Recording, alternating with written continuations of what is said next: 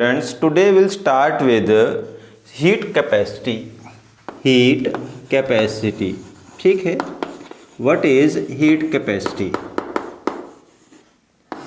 The definition of heat capacity is the amount of heat. It is the amount of heat which is required to raise the temperature of any substance by 1 degree Celsius. जैसे आपको किसी भी substance का अगर temperature 1 degree Celsius increase करना है. For example मेरे हाथ में एक चॉक होल्डर है. अब इसका अभी मान लीजिए इसका टेम्परेचर है 20 डिग्री सेल्सियस. रूम टेम्परेचर 20 है तो इसका टेम्परेचर 20 डिग्री सेल्सियस है. अब इसका टेम्परेचर 1 डिग्री बढ़ाने के लिए मीन्स 21 करने के लिए कितनी हीट सप्लाई करनी पड़ेगी, कितनी हीट की रिक्वायरमेंट है, उसे हम कहेंगे उसकी हीट कैपेसिटी. मीन्स वो कैपेसिटी, वो हीट जो किसी भी सब्सटेंस का टेम्परेचर 1 डिग्री इंक्रीज करने के लिए ज़रूरी है. और इंक्रीज मीन्स चेंज हुआ. मीन्स यहाँ पर टेम्परेचर को हम डेल्टा टी लिखेंगे क्योंकि इंक्रीज करना है. और डेल्टा टी कितना होगा, वो बाय 1 डिग्री सेल्सियस. आपको 1 डिग्री सेल्सियस टेम्परेचर चेंज करना है और चेंज क्या इंक्रीज करना है.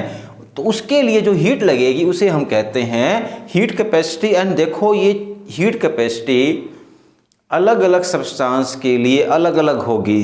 अगर मैं कहूँ कि एक ही टाइप के सब्सटेंस में भी अगर उनका साइज अलग अलग है या उनका मास, उनका वेट अलग अलग है तो अलग होगी. फॉर एग्जांपल जैसे मेरे पास ये एक पूरा ग्रीन बोर्ड है, ठीक है. इस पूरे ग्रीन बोर्ड का टेम्परेचर 1 डिग्री सेल्सियस इंक्रीज करने के लिए जितनी मुझे हीट लगेगी, अगर मैं इस ग्रीन बोर्ड को काट करके एक इतना हिस्सा बना देता हूँ, इसका 1/10 पार्ट ले लेता हूँ, तो उसका टेम्परेचर 1 डिग्री बढ़ाने के लिए मुझे कम हीट लगेगी. मीन्स जैसे मैं कहता हूँ कि आपको एक स्पून, एक चम्मच दिया हुआ है, एक स्पून का टेम्परेचर 1 डिग्री इंक्रीज करने के लिए कुछ हीट चाहिए.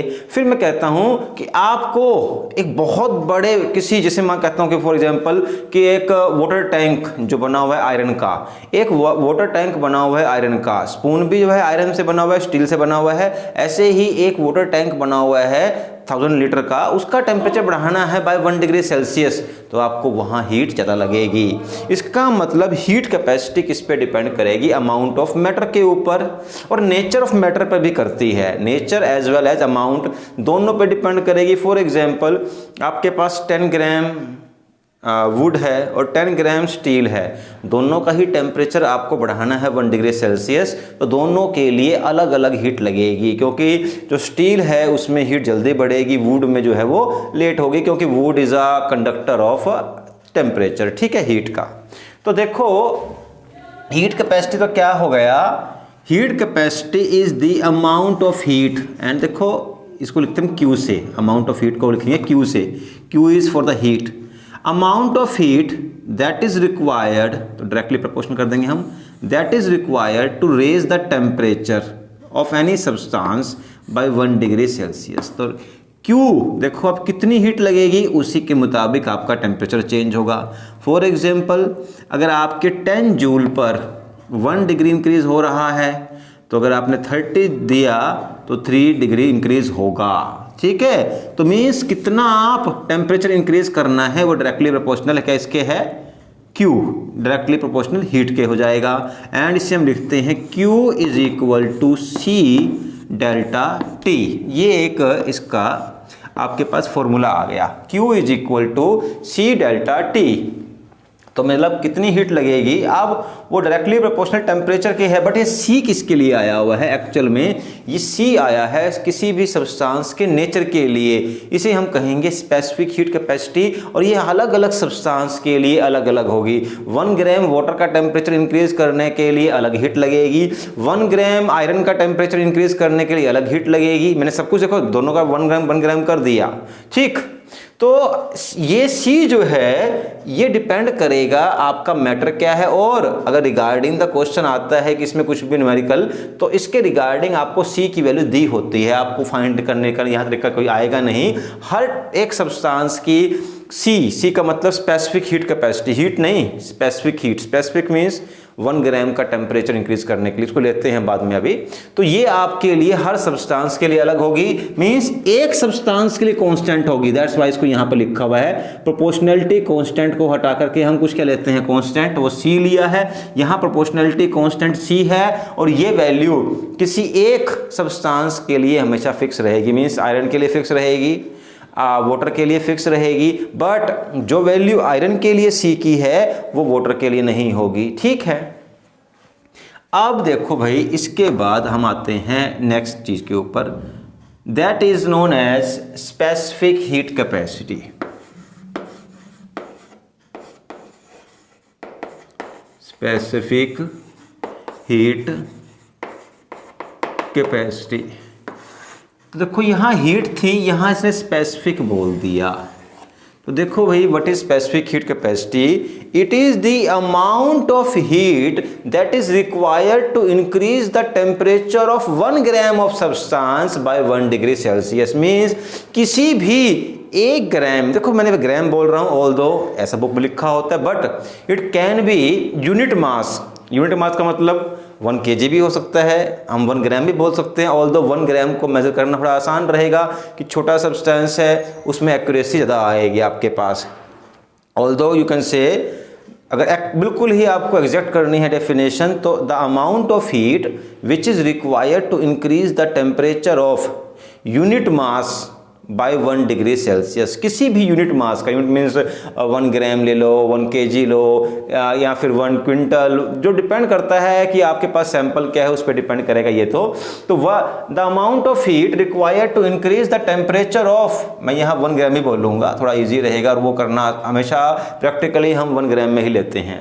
The amount of heat required to increase the temperature of 1 gram of substance by 1 degree Celsius, की 1 ग्राम सब्सटेंस का टेम्परेचर 1 डिग्री इंक्रीज करने के लिए कितनी हीट लगेगी, उसे हम बोलते हैं स्पेसिफिक हीट कैपेसिटी। वो देखो यहाँ से निकल जाएगी, जैसे Q is equal to C delta T हो गया, तो C इज इक्वल टू, देखो C क्या हो जाएगा, इसको नीचे ले जाओगे आप, तो Q divide by delta T। इस तरीके से आप स्पेसिफिक हीट कैपेसिटी निकाल सकते हो। अब देखो इसमें आपको करना क्या पड़ेगा, अगर तो 1 ग्राम सब्सटेंस दिया है नो प्रॉब्लम, अदरवाइज आपके पास दिया हुआ है 10 ग्राम जो भी, तो यहां पर आप लिखोगे मास ऑफ सब्सटेंस।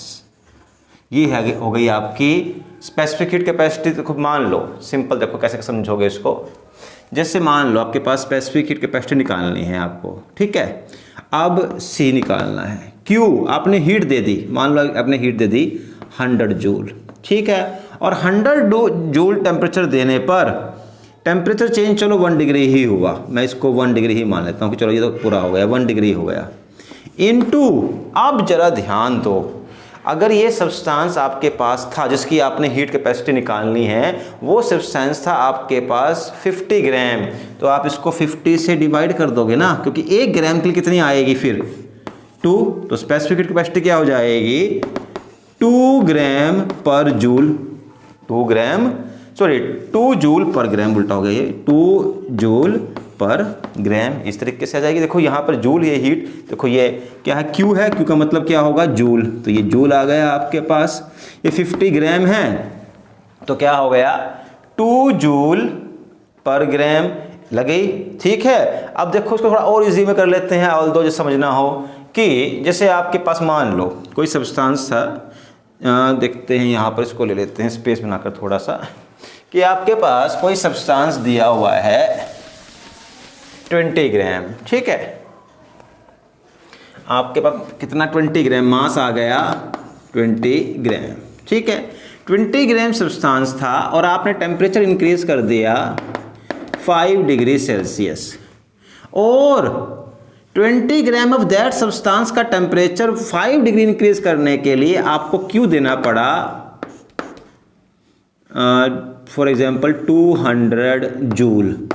तो अब आपको निकालना है स्पेसिफिक हीट कैपेसिटी, तो कैसे निकलेगी, C is equal to Q, कितनी हीट लगी है 200 joule, divide by delta T, कितना टेम्परेचर चेंज हुआ है 5 डिग्री सेल्सियस, तो यहाँ पर 5 डिग्री सेल्सियस लिखोगे, देखो तो 5 डिग्री 5 सेल्सियस कर दो यहाँ पर आप, ठीक है। देखो यहाँ डेल्टा टी लिखा है, मीन्स चेंज कितना आया, कितना हुआ वो नहीं कि 100 से 125 लिखोगे, जितना इंक्रीज हुआ है, मीन्स पहले जो था उससे फर्दर कितना इंक्रीज हुआ 5 डिग्री, तो डेल्टा 5 आ गया।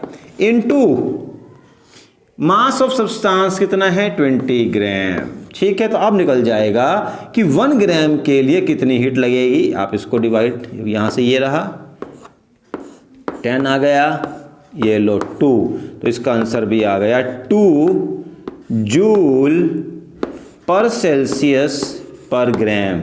ये हो गई देखो स्पेसिफिक हीट कैपेसिटी कि 1 ग्राम सब्सटेंस का टेम्परेचर 1 डिग्री सेल्सियस इंक्रीज करने के लिए 2 जूल हीट लगी। इसे हम बोलते हैं स्पेसिफिक हीट कैपेसिटी, ठीक है। तो हमने यहाँ पर इसको भी समझ लिया कि स्पेसिफिक हीट कैपेसिटी क्या होती है। इसी के साथ में एक टर्म आपको और दी हुई है नोट्स में, एंड वो एनसीईआरटी बुक से ही ली गई है, मोलर हीट कैपेसिटी, ठीक है। अब देखो यहाँ जस्ट इसको मैं चेंज कर दूंगा इस चीज़ से, तो मोलर हीट कैपेसिटी क्या होगी। देखो डेफिनेशन में ही काफ़ी कुछ यहाँ पर क्लियर है कि कैसे निकालोगे आप। Molar heat capacity is the amount of heat required to increase the temperature of 1 mole of substance by 1 degree Celsius, ठीक है। कि 1 मोल टेम्परेचर, कोई भी सब्सटेंस है उसका टेम्परेचर 1 डिग्री इंक्रीज करना है, उसके लिए कितनी हीट लगेगी, ठीक है। तो सिंपल सी बात है, जहां पर यहाँ हमने मास ऑफ सब्सटेंस लिया है, इसकी जगह हम ले लेंगे मोल्स ऑफ दैट सब्सटेंस, ठीक है। अब देखो मोल्स कैसे निकालते हैं तो आप फर्स्ट यूनिट में कर चुके हो, बेसिक पार्ट होता है, बस मैं फटाफट लेता हूं।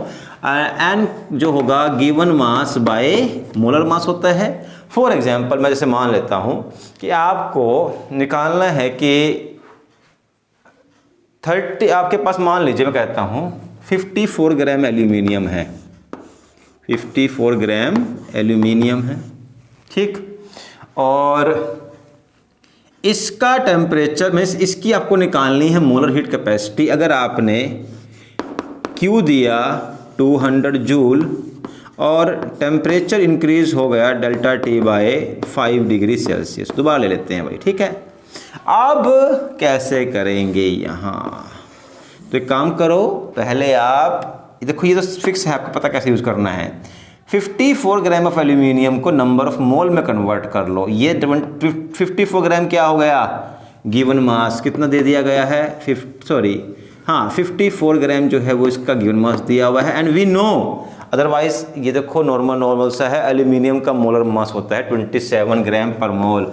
आप इसको 27 से डिवाइड कर दोगे, आंसर आ जाएगा आपका 2, यानी कि 2 मोल हो गए। तो अब यही वैल्यू पुट कर दोगे आप, तो आपको निकालनी है, इसको Cm कर दो, m का मतलब molar heat capacity. Molar heat capacity is equal to amount of heat given, कितनी दी गई है 200 जूल। कितना टेम्परेचर इंक्रीज आया है 5, कितने मोल थे, देखो 54 ग्राम में मोल 2 आए, तो यहाँ 2 मोल लिखोगे, तो ये 100, यानी कि 1 मोल के लिए आपको जो है वो 20 जूल एनर्जी लगानी पड़ेगी, ठीक है ना। फॉर 1 मोल मीन्स 20, अब देखो 20 आ गया, फिर जूल आ गया, नीचे ये क्या हो गया सेल्सियस, और ये क्या आ गया मोल, सेल्सियस मोल नीचे कर देंगे इसको। तो 20 joule energy is required to increase the temperature of 1 mole of aluminium by 1 degree Celsius, ठीक। तो इस तरीके से हम हीट या मोलर हीट कैपेसिटी या स्पेसिफिक हीट कैपेसिटी को मेजर कर सकते हैं। अब इसके बाद हम आज एक लास्ट टॉपिक करेंगे जिसमें हम Cp और Cv, देखो आपने ये अभी स्टार्ट में हमने जो इस चैप्टर में किया था कि आपके पास एक तो चेंज इन एंथैल्पी और एक change in entropy, change in enthalpy and change in internal energy दिया हुआ था। देखो what was delta U is change in internal energy and delta H is change in enthalpy, ठीक है। अब देखो डेल्टा H वाज क्या था, देखो delta H was equal to delta U plus P delta V, ये था हमारे पास, ठीक है। अब मैं देखो थोड़ा सा इसको डिस्क्राइब करके फिर मेन चीज़ पे आता हूँ जो हमें करनी है। यहाँ हम पता क्या था हम लोगों ने कि डेल्टा यू का मतलब चेंज इन देखो इंटरनल एनर्जी क्या था, ऑल्सो हीट गिवन क्यू आ गया, हीट गिवन एट कॉन्स्टेंट क्या था देखो यहाँ पर कांस्टेंट वॉल्यूम, इसको हम QV लिख सकते हैं। तो डेल्टा H को हम क्या लिख सकते हैं QV, सॉरी डेल्टा U को QV, because what was change internal energy, the change in energy, the change in energy और चेंज इन हीट। देखो हीट का मतलब ही एनर्जी होता है। अगर हम किसी सब्सटेंस को हीट दे रहे हैं उसका मतलब उसकी एनर्जी बढ़ा रहे हैं। अगर हम किसी सब्सटेंस में से हीट को बाहर निकाल रहे हैं मतलब उसकी एनर्जी को भी बाहर निकाल रहे हैं। तो delta U change in internal energy is equal to the heat change in heat at constant volume and delta H was change in heat at constant pressure. और हमने बात की भी थी वहाँ पर लास्ट जो वीडियोस थे कि हमारा क्योंकि जो कितनी भी रिएक्शंस होती हैं जो नॉर्मल होती हैं उसमें हम डेल्टा एच निकालते हैं, मीन्स चेंज इन एंथैल्पी निकालते हैं। उसका रीज़न ये होता है कि हमारी जो रिएक्शंस हैं वो होती है कांस्टेंट प्रेशर। कौन सा है? Atmospheric pressure. Constant atmospheric pressure पर होने वाली हैं तो हम जो भी हमें हीट निकलेगी, मीन्स जो भी चेंज आया हीट में, मे बी हीट इंक्रीज हो रही है या डिक्रीज हो रही है ड्यूरिंग द प्रोसेस, उसको हम चेंज इन एंथैल्पी बोलते हैं। ठीक, अब देखो हमें ना एक्चुअल में यहाँ पर QP और QC, ये जो QV and QV and QP के बीच में एक रिलेशन निकालना है। अभी निकालते हैं, देखो कैसे इसके बीच में रिलेशन निकलेगा। फर्स्ट यू शुड नो, अगर आप ये डेल्टा H जो है it is delta U plus P delta V होता है। अब डेल्टा H का मतलब क्या होता है? डेल्टा H का मतलब हो गया heat given at constant pressure, तो इसको आप QP लिख सकते हो। हमें एक्चुअल में heat change at constant pressure and heat change at constant volume, इसमें एक रिलेशन निकालना है। So it is equal to QP and ये क्या हो गया आपका QV।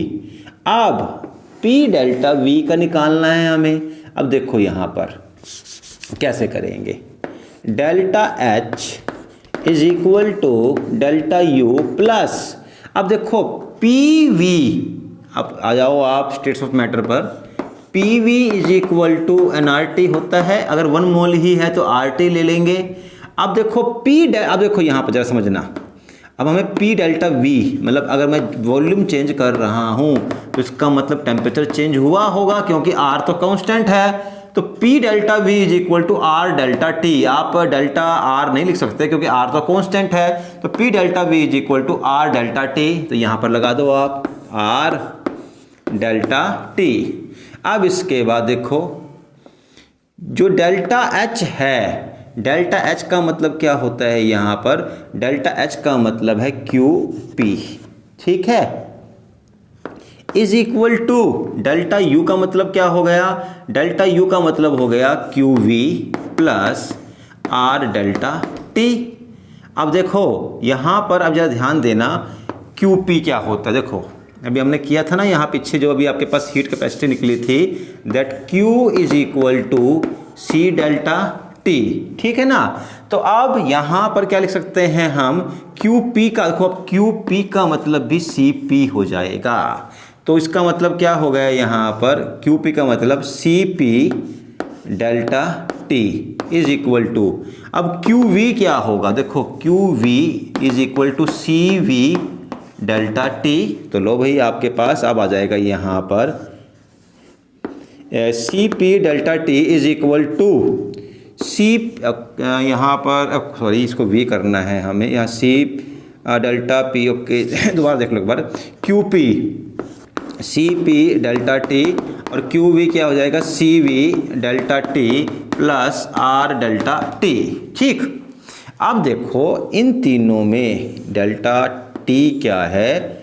ये कांस्टेंट है क्योंकि देखो जितनी हीट रिक्वायर्ड होगी इतनी QV सब बराबर होगी, तो डेल्टा T की वैल्यू यहाँ कॉमन आ गई। तो CP is equal to CV plus R हो गया, ठीक। इसका मतलब Cp minus Cv is equal to R, और ये होती है हमारे पास एक value, relation between the heat change at constant pressure और heat change at constant volume is equal to R and R is the gas constant. तो Cp minus Cv is equal to R इस तरीके से हमने यहाँ पर निकाल भी लिया। और एक बार ज़रा समझना, ये हम वैसे डिस्कस पहले कर चुके हैं कि जो सॉलिड और लिक्विड होते हैं उनके लिए वॉल्यूम कभी चेंज नहीं आता, क्योंकि सॉलिड और लिक्विड का वॉल्यूम फिक्स रहता है। तो वहाँ पर आप चाहे Cp ले लो चाहे Cv लो, कोई डिफरेंस नहीं आएगा, दोनों बराबर रहेंगे। Means for liquid and solid, for liquid and solid चाहे आप हीट कैपेसिटी निकाल लो कांस्टेंट वॉल्यूम पर या कांस्टेंट प्रेशर पर, दोनों की वैल्यू सेम आएगी। फ़र्क केवल कहाँ आता है, गैस की फॉर्म में, क्योंकि गैस जो है उसका वॉल्यूम और उसका जो प्रेशर है उनके बीच में चेंज होता रहता है, तो वहीं पर ही फ़र्क आएगा। आप गैस का वॉल्यूम इंक्रीज भी कर सकते हो, डिक्रीज भी, बट सॉलिड और लिक्विड के केस में ऐसा नहीं होगा। ठीक, तो चलो आज हमने यहाँ पर ये हीट कैपेसिटी का इतना टॉपिक किया। कल हम बस जस्ट हीट कैपेसिटी का एक लास्ट मतलब ओनली हीट कैपेसिटी के रिगार्डिंग एक लास्ट वीडियो बनाएंगे, जिसमें हम वो इंस्ट्रूमेंट्स का यूज़ बारे में स्टडी करेंगे जिसकी हेल्प से आप किसी रिएक्शन में हीट चेंज आई तो कितनी चेंज आई उसको हम मेज़र करेंगे। ठीक है, सो ओके, थैंक यू।